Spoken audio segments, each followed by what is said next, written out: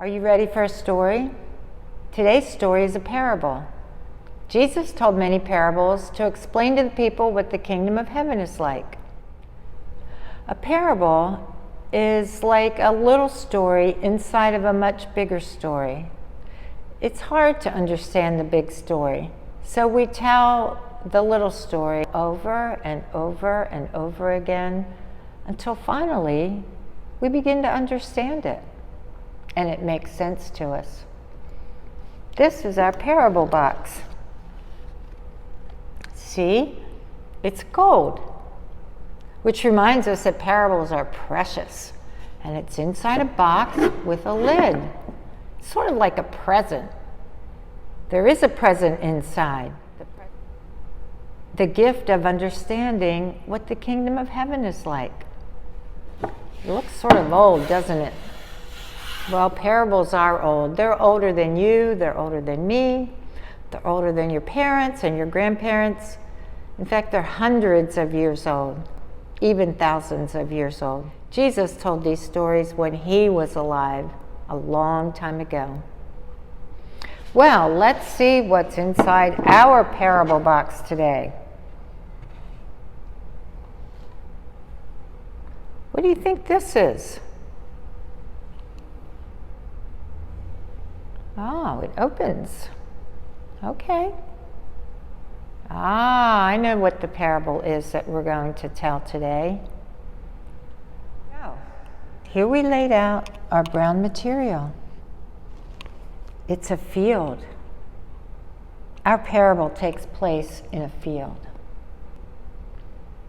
There once was someone who said amazing things, and he did amazing things. And as people followed him, they heard him talking about a new kingdom.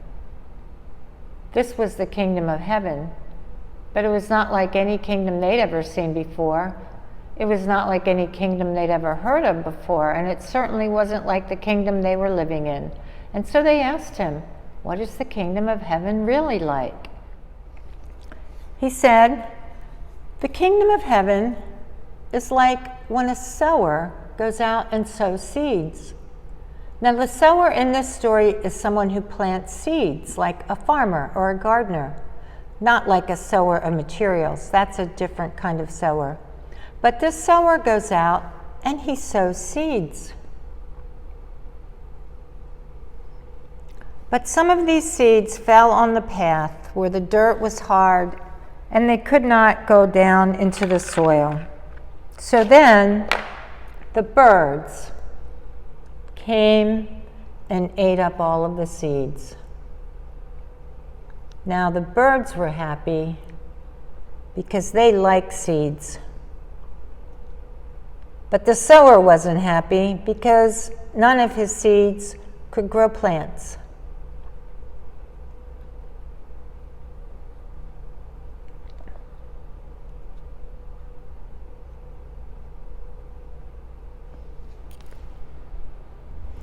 Now the sower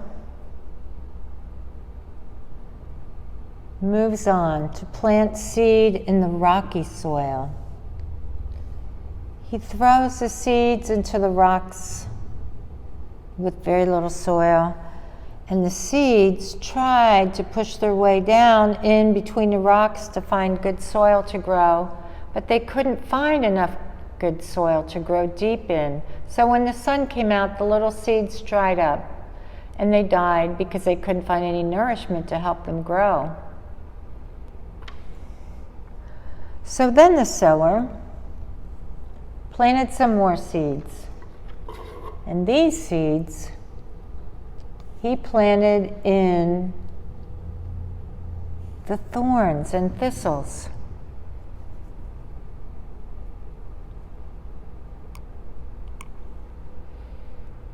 And these seeds tried to grow too, but the thorns choked them. And the thistles kept them from getting the nourishment that they needed. And so they died too. And so then the sower found good soil. It was rich with nutrients, and it was deep enough for the seeds to grow. And so he sowed lots of seeds into the good soil. And when the sun shined and when the rains came, the seeds grew, and they grew, and they grew, and they grew, until it was time for the harvest. When they cut down the plants. And the harvest was so plentiful that there were 30 bushels, 60 bushels, even 100 bushels of grain to harvest. Now, I wonder if our sower has a name. Should we give him a name? And I wonder, how did our sower feel when the birds of the air came and ate up the seeds that he threw on the path? I wonder, what was our sower thinking when he planted seeds on the rocky ground?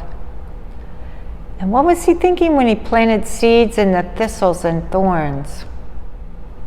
How do you think the seeds felt when they fell into the good soil where they could finally grow? I wonder, can you imagine what the bigger story is around this little story?